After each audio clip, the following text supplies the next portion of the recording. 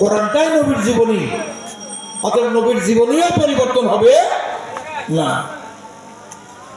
একটা কিতাবুল কোরআন আর একটা রূহুল কোরআন, জীবন্ত কোরআন। এইবার আসেন, দুনিয়ার সব নবী তো কওমি নবী। সব নবী কওমি নবী না? দুটো নবী কিন্তু কওমি না, একটা আমাদের নবী আর একটা বাবা ইব্রাহিম আলাইহিস সালাম। ইব্রাহিম সাল্লাম কি কোনো কওমের না গোটা মুসলিম জাতির? মিল্লাতা আবিকুম ইব্রাহিমা হুয়া সাম্মাকুমুল মুসলিমুন হুয়া সাম্মাকুমুল মুসলিমিন। গোটা মুসলমান জাতির পিতা হলো বাবা ইব্রাহিম আলাইহিস সালাম। অতএব অন্য কোনো মানুষকে আমরা জাতির পিতা মানতে পারি না।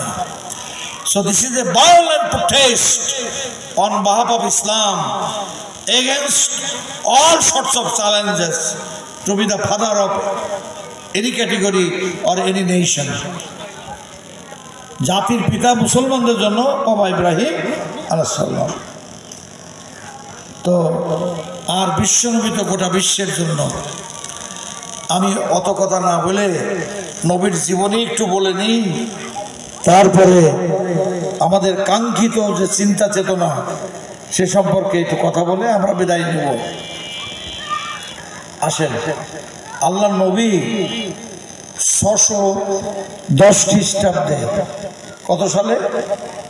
610 সালে হেরা গুহাতে রাতে ওহী পেলেন। পাওয়ার পরে অত ঘটনা বলার সময় নেই, 3 বছর ইসলাম গোপনে ছিল, আন্ডারগ্রাউন্ড। তাহলে আন্ডারগ্রাউন্ড ইসলাম শিখিয়েছে মানব জাতিকে কে? আমাদের নবী সাল্লাল্লাহু আলাইহি সাল্লাম। আন্ডারগ্রাউন্ড মানে গোপনে, প্রকাশ্যে না। 3 বছর 610 থেকে 613 সাল পর্যন্ত আল্লাহ রসুল গোপনে ইসলামের দাওয়াত দিচ্ছিলেন। এই সময়ে মাত্র 16 জন লোকে বানানে। কতজন? 16 জন। নবী মারওয়া পাহাড়ে উঠে আরববাসীকে ডাক দিলেন। কি বললেন? হে আরববাসী, আশহাদু, আমি সাক্ষী দিচ্ছি, আল্লাহ ইলাহা, কোন ইলাহ, সর্বময় ক্ষমতার মালিক, আইনের মালিক, জীবনের মালিক, জীবনের কোন ব্যাপারে এক আল্লাহ ছাড়া আর কোন সর্বময় ক্ষমতার মালিক নেই। এক আল্লাহ ছাড়া আমি আর কারোর হুকুম মানি না। ইলাহ মানে হুকুমদাতা, বিধানদাতা, শাসনকর্তা, রুজিদাতা, দেখনেওয়ালা, নেনেওয়ালা, পালনেওয়ালা, করনেওয়ালা।